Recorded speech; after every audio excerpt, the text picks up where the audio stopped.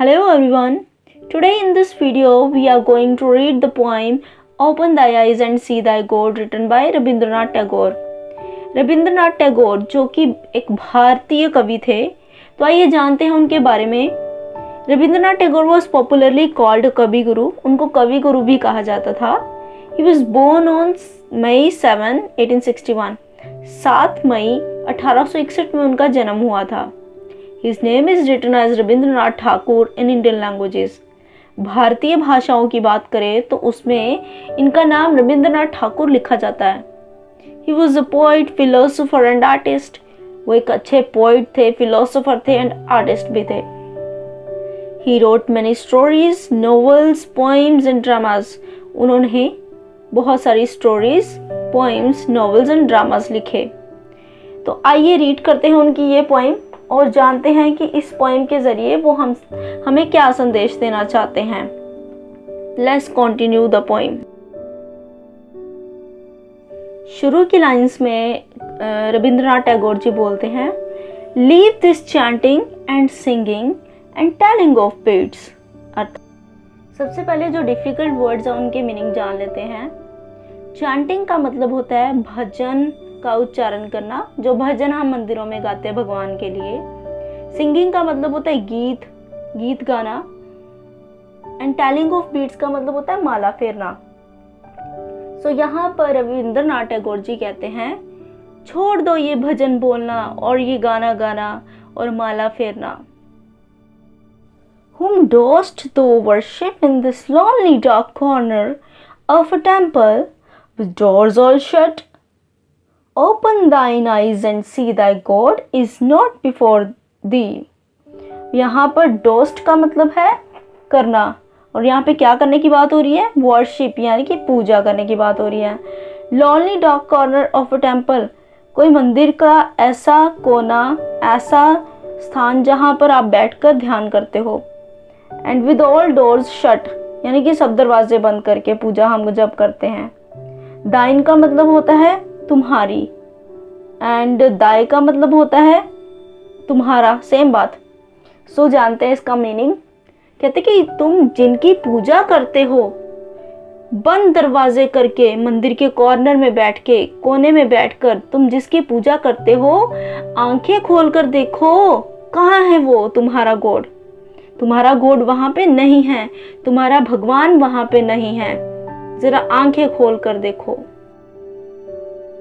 He is there where the tiler is tiling the hard ground and where the pathmaker is breaking stones। वह, यहाँ Tyler का मतलब है किसान, जो सख्त जमीन पर टाइलिंग वर्क करता है, यानी कि खेती करने का काम करता है। और पाथ मेकर हम बोलते हैं, पाथ का मतलब होता है रास्ता, एंड पाथ मेकर जो रास्ते बनाने वाले लोग होते हैं, यानी कि जो मजदूर लोग पत्थर तोड़ने का काम करते हैं। अब इन लाइंस का मतलब है, वह मीन्स तुम्हारा गॉड उस जगह है जहां किसान हल चला रहा है, उस सख्त जमीन पर हल चला रहा है, मेहनत कर रहा है, जहां पर वो मजदूर सड़कें बनाने वाला पत्थर तोड़ रहा है। तुम्हारा भगवान उनके साथ है।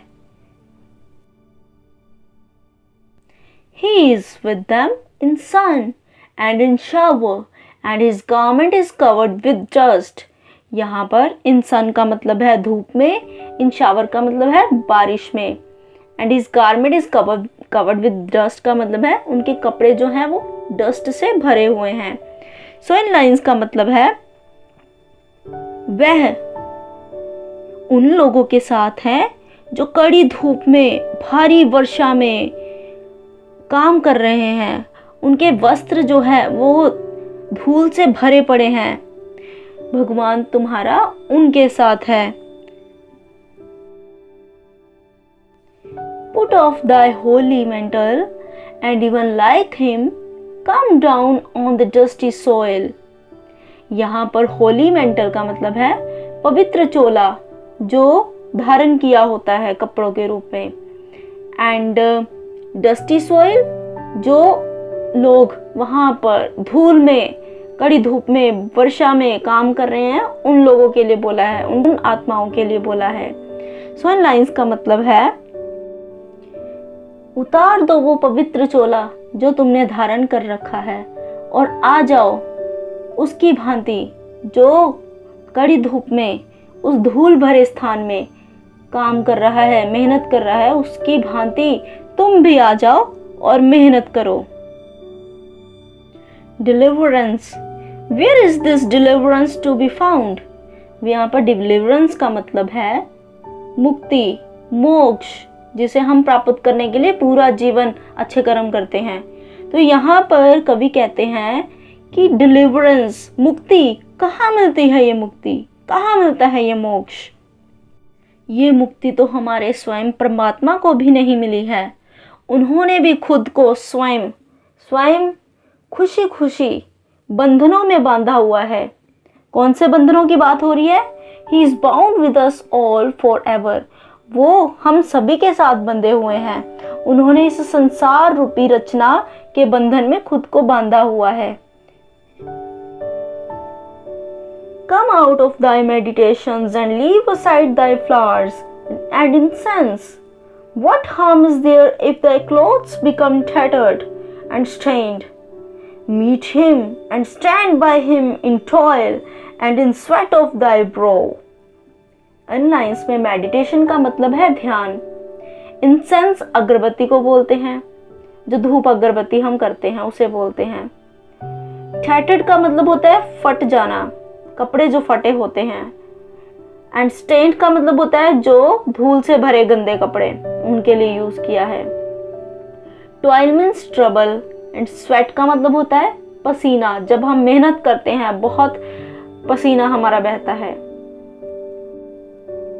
इन लाइंस में पोएट कहना चाहते हैं कि जो तुमने ये समाधि धारण की हुई है, त्यागो उस समाधि को, उठो, जागो और अपनी ये जो अगरबत्ती और फूल हैं इनको एक तरफ रख दो। क्या होगा अगर तुम्हारे वस्त्र कटे फटे या दाग भरे मैले कुचैले हो जाएंगे? जाओ उससे मिलो, उसके साथ उसकी मदद करो।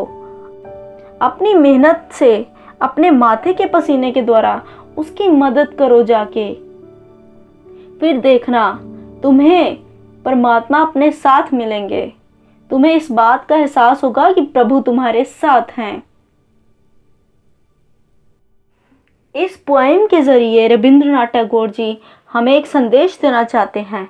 वो हमसे कहना चाहते हैं कि हम भगवान को ना ही मंदिरों में ढूंढ सकते हैं, ना ही ऊंचे ऊंचे भजन गा के, ना ही माला फेर के हम भगवान को हासिल कर सकते हैं। अरे भगवान तो उन गरीब मजदूरों के बीच में वास करते हैं जो मजदूर कड़ी धूप, कड़ी बारिश में मेहनत करते रहते हैं। अगर हमें भगवान को प्राप्त करना है तो हमें उन गरीब मजदूरों के बीच में जाके मेहनत से पसीना बहाना होगा, उनकी मेहनत करनी होगी, तभी हम भगवान को ढूंढ सकते हैं, तभी भगवान हमें मिल सकते हैं। I hope you liked the video, and yes, don't forget to subscribe the channel. Thank you for watching.